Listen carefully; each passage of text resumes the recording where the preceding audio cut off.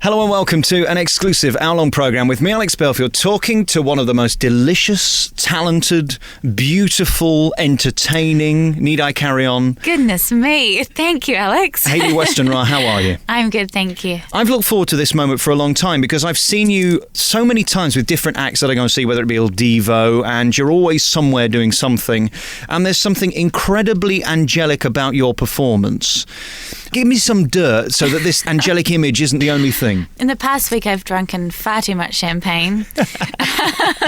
It just keeps getting handed to me at these events, and I'm like, I don't even like champagne. I've just discovered coffee as well. Yeah. And tea. I discovered them both at once. How showbiz. Enough on the negative. Whisper chocolate bars, coffee, tea, they're my vices. You see, I'm amazed you even say that you can touch chocolate because you're so thin and gorgeous. I walk everywhere. I eat pretty healthily, but obviously occasionally you have to include a bit of chocolate in the diet just to kind of remain sane. Now then, you've got this new album out and everybody loves to see you. How fun is it being you? Because you get to tour the country and get to perform at such wonderful events, and there you are and you make it look so easy. Is it still fun for you doing it now? Because you've been at it years, haven't you?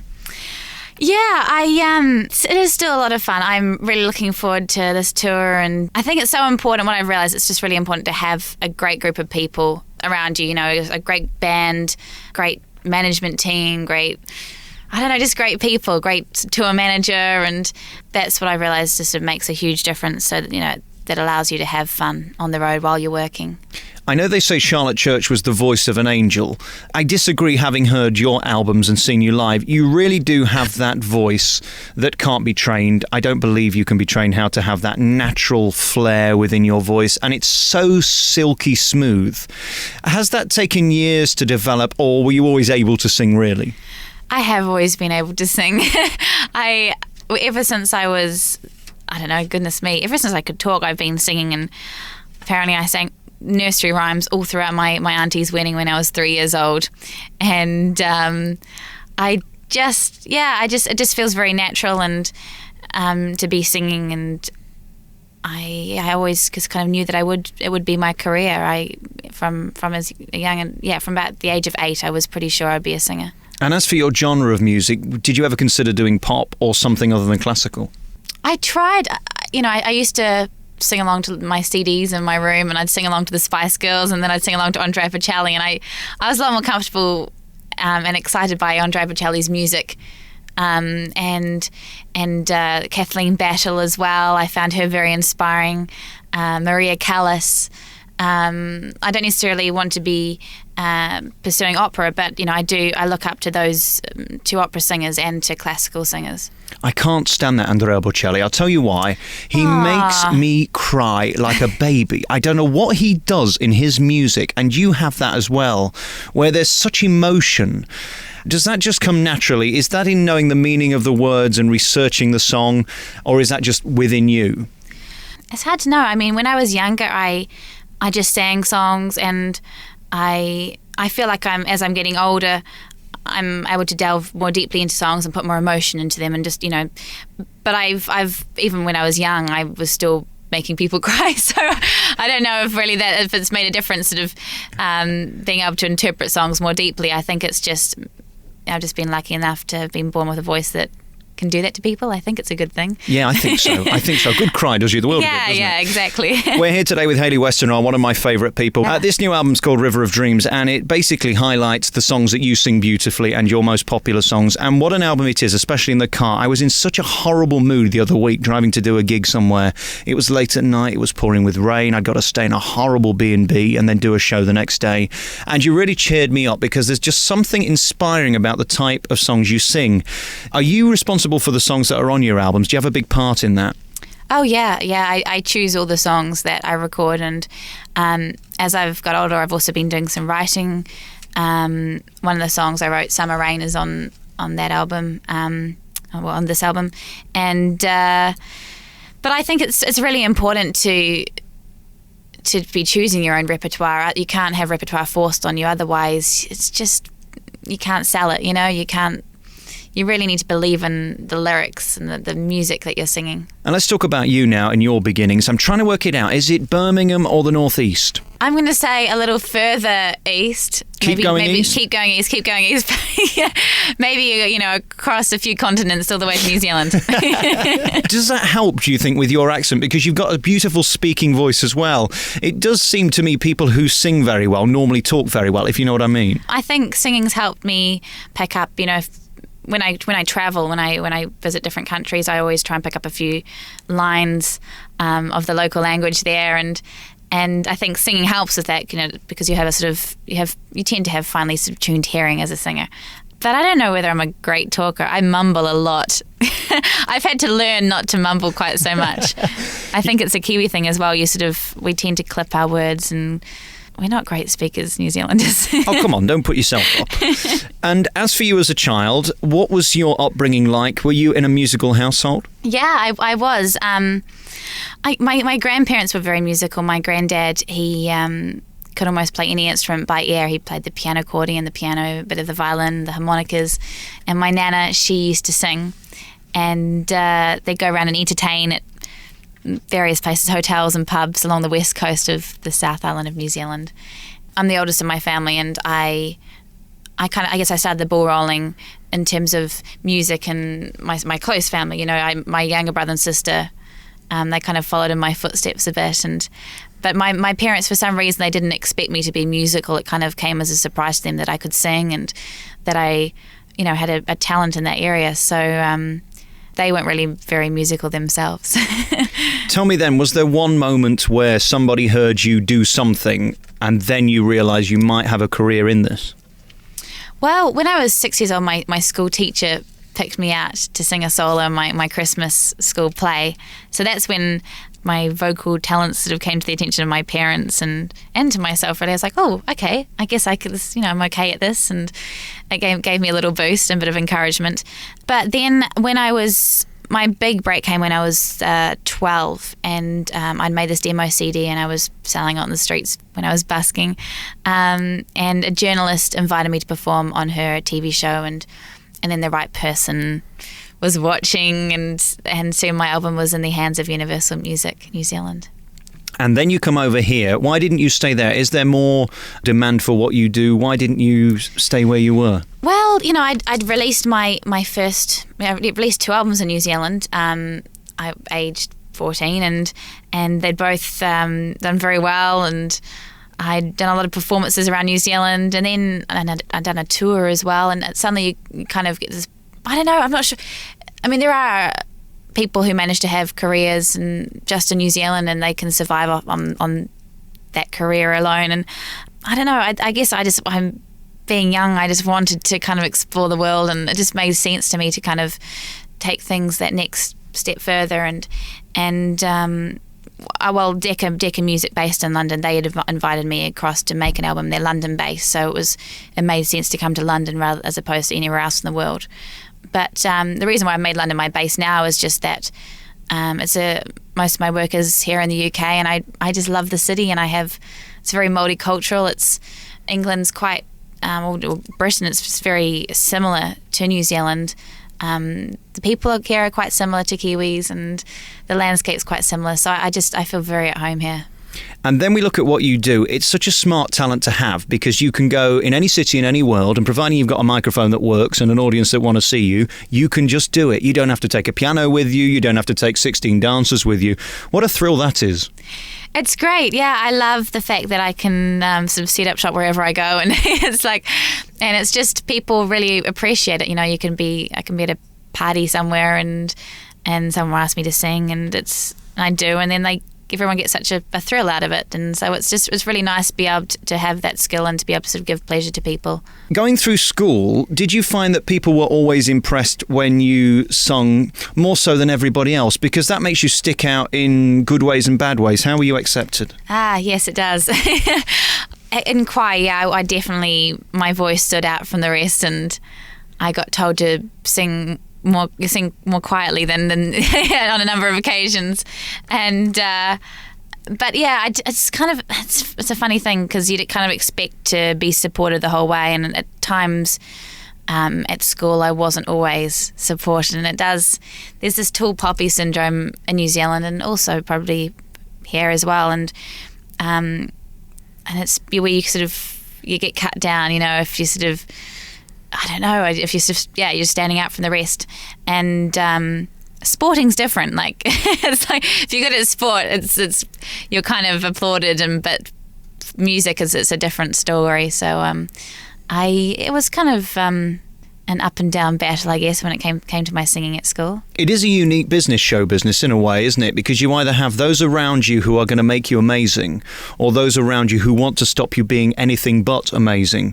And you just need to find one person, don't you, who believes in you, who can see the value of what you do. Did you have one person like that? Was there somebody instrumental in making you the person you are today? My mum believed in me, and my dad and my nana, my relatives. I had a lot. And my friends. I had some close friends as well, who were big supporters and still are big supporters of what I do. I think that was really important. There were a couple of family friends, and one of our family friends, he funded the production of my first my demo CD. So that we could produce it, get it done professionally, and we get 1,000 copies done, as opposed to going back and forth to the recording studio getting copies burnt down individually. And so I'm very grateful to him for believing in me. And yeah, I wouldn't have. I've been very lucky along the way. There've been a number of people who have believed in me and just taken me to the next step. I do recall people on the way just kind of getting a shock when I came that when I started singing, when I'd start singing, and out would come this like a classical voice, and this voice that seemed a bit too big for my frame, and I was like, but I guess that's my idea. I did enjoy that. I loved when I was busking on the streets. I loved stopping people in their tracks, and it's kind of. Yeah, I guess I was a bit of a show-off, really. Well, why shouldn't you? If you got it, flaunt it. And when you did those busking sessions, how old were you when you started that? I was 11, and initially I was involved in this choir, and we were performing as part of this festival in the city, and we had a lunch break, and some of us didn't have any lunch money, so we decided, kind of as a joke, but we did actually need some money to buy lunch, that we go out busking, and we started doing really well, and then so after our performance as part of this festival, we 3 of us went back to the busking, and then I decided that it would make far more sense to go out on my own, far more sense financially as well. No, I just it was something that it was just a great opportunity to perform, and I really developed a lot, over my busking days. And this might sound odd, but stood there in front of the general public, just walking past, has that helped with your performance today? Because I think that takes incredible bravery. I think that's far more brave to stand in front of the public who aren't paying, because the ones who are paying know what they're going to get, don't they? Even though the thought of busking terrifies me now, I kind of... Yeah, I quite like the challenge, really. And it's kind of a low pressure situation, because you don't have anything to prove, really. You just... when you're out busking and when you're an unknown, whereas now people come along to my shows and they're paying money and they're expecting something, and I'm not always sure what, and so sometimes it can actually be hard, although I'm much prefer to be, I'm very lucky to be where I'm at now, and I much prefer being in this position rather than the position I was in when I was busking, because it's nice to have like a solid career. Is there any way of explaining that feeling when there's 50 guys stood behind you playing beautifully for you? I don't really see it as them playing for me. It just feels like a one big team effort. And when I'm performing with an orchestra, it's just wonderful to have that kind of cushion of sound behind you. And I really love it. I mean, at the same time, I do enjoy performing with just a piano and a violin or a quartet, and or still a cappella. A cappella's a fun way to sing as well, because you don't have to worry about anyone else. You can sing in your own time, but yeah, an orchestra it's very exciting performing with an orchestra. And how precious are you about your voice? I was talking to a West End star the other day. She said she warms up by having a packet of Benson and Hedges and shouting and screaming. That's not for everybody. How seriously do you take it? Because I know there's some performers that won't talk for 3 days before a performance, and that all seems a bit mad to me, because if it's affecting your life negatively, that's not what it should be doing, is it? A couple of years ago, I was a lot more disciplined. I would stress out a lot more about, being in good sort of vocal shape, and I'd hear these stories of people not talking for like a whole day before a performance. I'd be like, oh, maybe I shouldn't be talking. and then you get frustrated because you can't talk, and it actually becomes a negative thing, really. It works against you. So I've learned to, obviously, I'm still, on a day of a performance, I'm making sure I don't talk too much. I'm not shouting. I'm avoiding not having too much dairy products, like I avoid milk and things like that, and I'm drinking lots of water, and I'll just take good care of my voice and pace myself throughout the day. But I think it's important just to be in a good frame of mind when you go to perform, and so you shouldn't be too hard on yourself. It is never glamorous. I've never been in a dressing room yet that I would want to live in myself.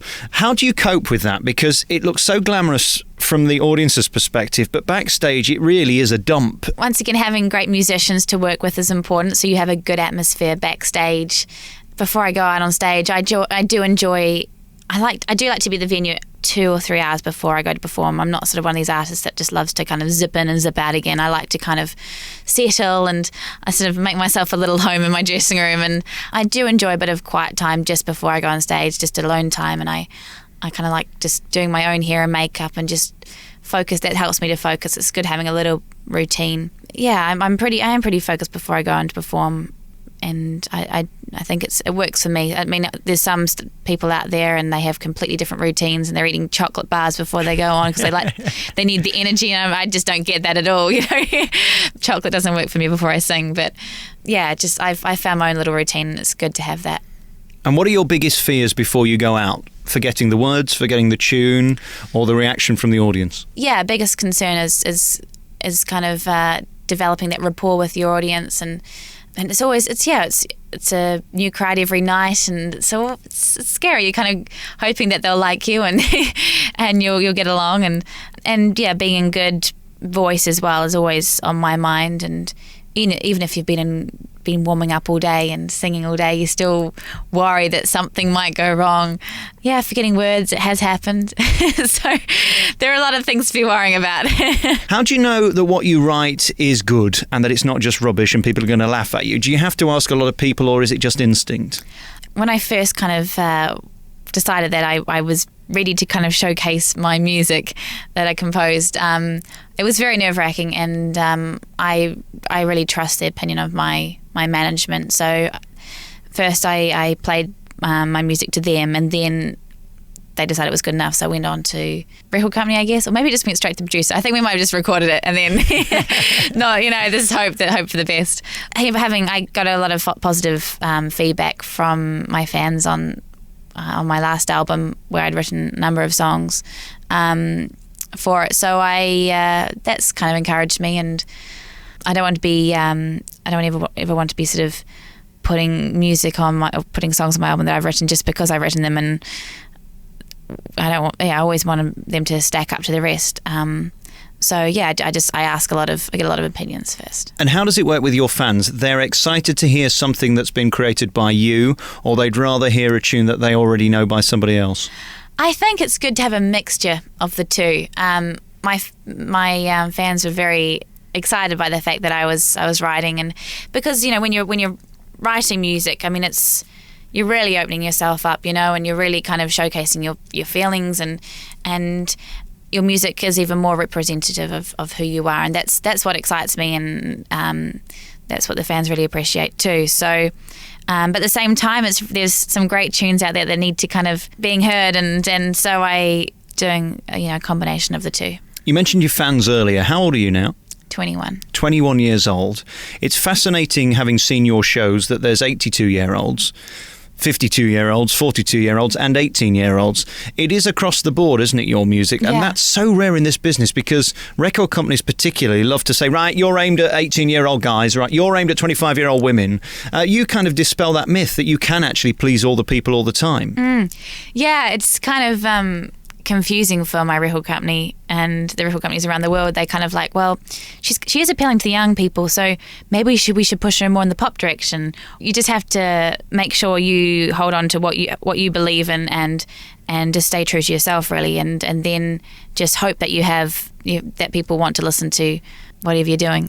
So you can't be trying to sort of keep people happy. And obviously I do listen to what my fans have to say, and if they have songs that they want me to sing, I'll listen to their suggestions and take them on board. And I try not to get pushed around too much by other people's opinions. Which is great. I mean, for a 21-year-old to have a say in that is so rare in the business as well. And it only seems to be with classical people that you have that right. Pop people really don't have an opinion at all, do they? The pop world, they are pushed around a lot more than artists working in my world. And so, yeah, I'm very happy to be where I'm at. I don't think I'd be very happy in the pop world. I'd be great if, I could sort of branch over to pop music and avoid that whole scene, really. I guess it's got that.